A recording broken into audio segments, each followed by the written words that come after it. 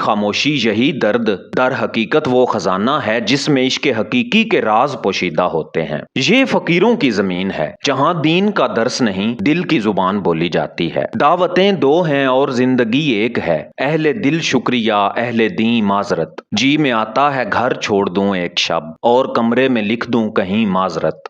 یہاں ہر کوئی استاد ہے، ہر کوئی شاگرد، اور سب کا مرشد عشق ہے۔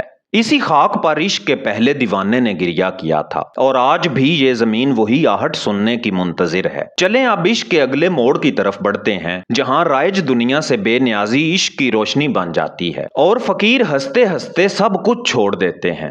جسے دنیا کی چمک دمک میں سکون نظر آئے اسے عشق کا راستہ نہیں ملتا۔ یہ تو رائے گانی کی راہ ہے جہاں جو کچھ بھی رائج ہے وہ بے قیمت ہو جاتا ہے۔ یہ دنیا ایک سراب ہے، دنیا کی دوڑ میں ہر کوئی بے چین ہے۔ کسی کو دولت چاہیے، کسی کو شہرت، کسی کو تعلقات کا جال، مگر عاشق وہ ان سب چیزوں کو چھو کر بھی چھوڑ دیتا ہے۔ کیونکہ اسے کسی چیز میں اس خوشبو کی جھلک نظر نہیں آتی جو ایک بار یاد محبوب میں اس کے دل کو نصیب ہوئی تھی۔ راہ رائگانی فقیری کی وہ گلی ہے جہاں ہر چیز لا سے شروع ہوتی ہے، نہ نام، نہ دعویٰ، نہ خواہش، نہ اختیار۔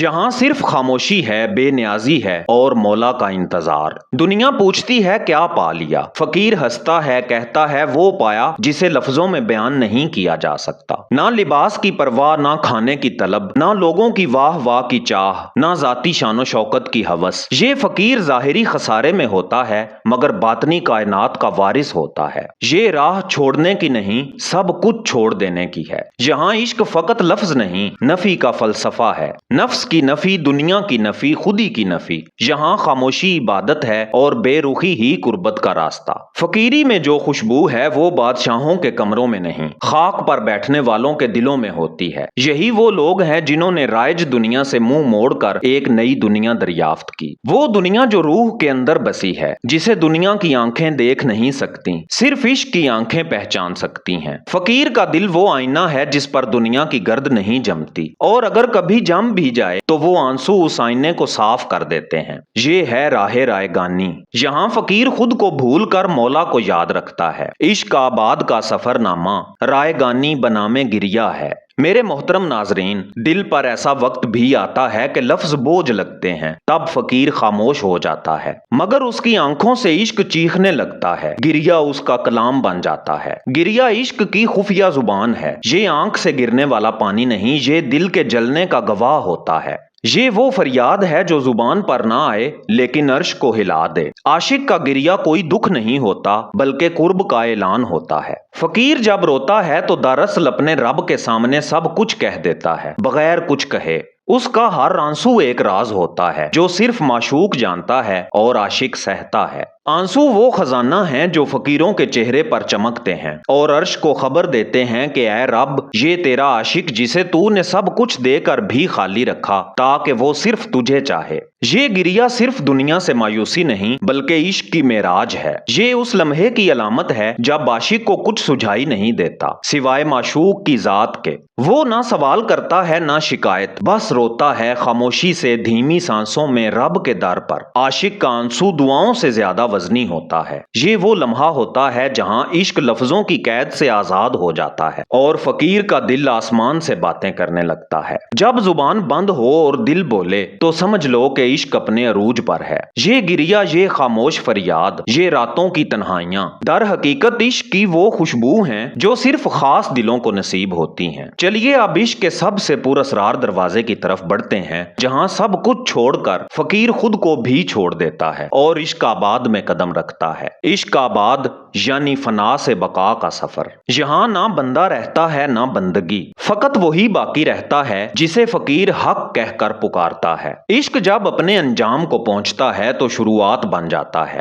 یہ فنا نہیں بقا ہے، ایسی بقا جو صرف انہیں نصیب ہوتی ہے جو خود کو مٹا چکے ہوں۔ فنا انجام نہیں دروازہ ہے۔ جب فقیر سب کچھ چھوڑ دیتا ہے، مال، خواہش، پہچان، حتیٰ کہ اپنا وجود بھی، تب عشق اسے نئی زندگی دیتا ہے۔ ایسی زندگی جس میں نہ میں ہوتا ہے نہ میرا، صرف وہ ہوتا ہے اور وہی بس کافی ہوتا ہے۔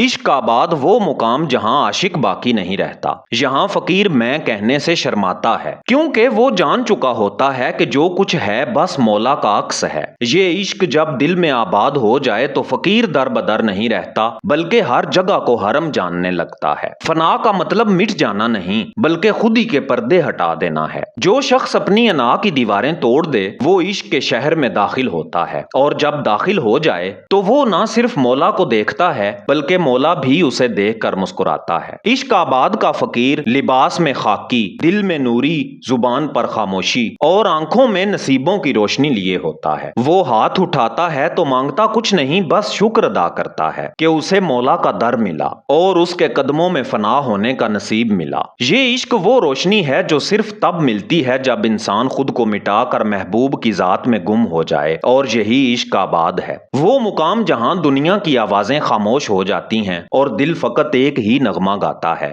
لبیک یا رب، لبیک یا علی علیہ السلام، لبیک یا عشق۔ میرے سمیت سبھی ایک سلسلے سے ہیں، وہ مرزا نوشہ ہوں، اقبال ہوں کہ حضرت عشق۔ عشق حقیقی کے اس روحانی سفر کا یہ آخری پڑاؤ نہیں بلکہ اصل شروعات ہے۔ دل کے اس دریچے کو جو ابھی کھلا ہے اور صدیوں تک کھلا رہے گا ان کے لیے جو اپنے رب سے بے لوث محبت کرنا چاہتے ہیں۔ یہ بارگاہ عشق ہے، بے خوف ہو کے آؤ، یہاں نہ مسلک کی قید ہے نہ فرقوں کی نفرت۔ یہ وہ دالان ہے جو محبت کے وضو سے پاک ہے۔ حضرت سلطان باہو رحمت اللہ علیہ نے اپنے ایک شعر میں فرمایا، نہ میں سنی نہ میں شیعہ، میرا دونوں تو دل سڑیا ہوں۔